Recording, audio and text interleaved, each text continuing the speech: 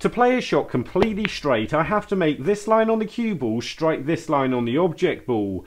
But even if I strike the cue ball directly through the centre and aim for this point on the centre of the object ball, I can still miss. And that's because it's not the centre of the cue ball that I'm playing towards the centre of the object ball. This can be a big cause of inconsistent potting and explains how you can pot two identical shots in a row and then miss a third when you seem to do everything exactly the same. And it also explains why you can miss to exactly the same place every time when you seem to have lined the shot up perfectly. If you don't know where the centre of the cue ball is, then you're not going to be able to work out where you're striking the object ball. In fact, you'll probably struggle with most shots and find you're missing to the same side of the pocket each time, usually by the same amount. So here's how you can fix it.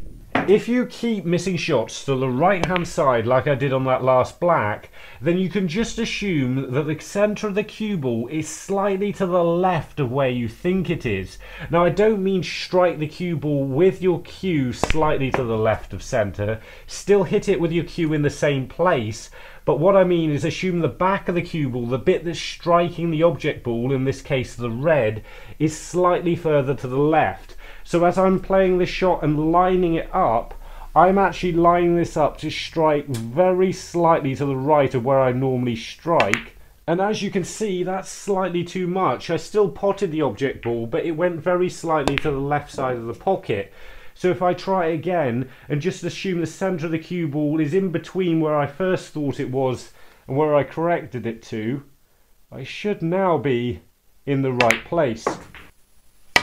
And after you've successfully completed a few shots, you'll start seeing the balls like this automatically, and you won't have to think about it anymore, at least until you start missing repetitive shots again and you'll have to repeat the process. This technique is crucial if you want to consistently cue the ball straight. However, it's not the only thing you need to know. So here's 4 more techniques to help you cue straight consistently. Most players will rest their cues against the side of their bodies. But you only want to do this as gently as possible. If you pull the cue in too tight, it can change how you've lined up the shot, and even in extreme cases cause you to cue around your body and strike the cue ball sideways at an angle, which isn't going to help anything. A big part of feathering and cueing up to the shot is making sure as you're pulling the cue backwards and forwards, it's just resting against your body and there's no tension there whatsoever. So when you strike the cue ball, you know you're going to hit it smoothly. But this isn't always easy to do. For example, I was on a brown like this last week and I knew if I got it and got on the blue, I was going to clear up and make a 100 break. But unfortunately the pressure of the situation got to me and it was probably squeezing the cue into my body too tight that caused me to rattle the brown and fail to get a 100 break. So you're not always going to be able to get this right, but just being aware of it will make a huge difference, both with this and with the next thing. If you're resting the cue against the side of your body, then you need to get the side of your body into the right place. And obviously that'll be determined by the position in which you stand. The better position you stand in, the more consistently you're going to pot the ball. Now you don't need to be standing in the right position to pot the ball. For example, I could stand here for this blue, which is way over to one side, and just lean over. I should still be able to pot it. In fact, a good snooker player will be able to probably clear the table hopping around on one leg. Actually, that's a good idea for a YouTube video. I should probably try that. Right, video ideas. Clear table on one leg. But the game can be a lot easier to play if where you're standing automatically gets your body into a position that when you rest your cue gently against the side of your body, you don't have to make any adjustments or alterations because you're already lined up on the perfect angle to pot the ball. The way you work out where you are is by lining up to the shot and looking down beneath your cue at which part of your foot is directly underneath your cue. And once you've worked that out, You can then work out where you want your foot in relation to the cue, and when you find the right place, you'll just be able to get down on the shot and you'll automatically hit it dead straight without even thinking about it.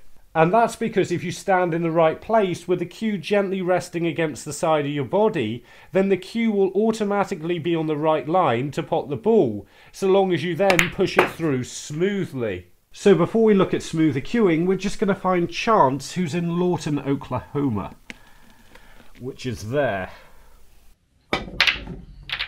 Something else that can cause you minor inconsistencies is striking the cue ball before you're ready. Now this can be confusing because I've taken forever on this shot, but I can still rush the delivery.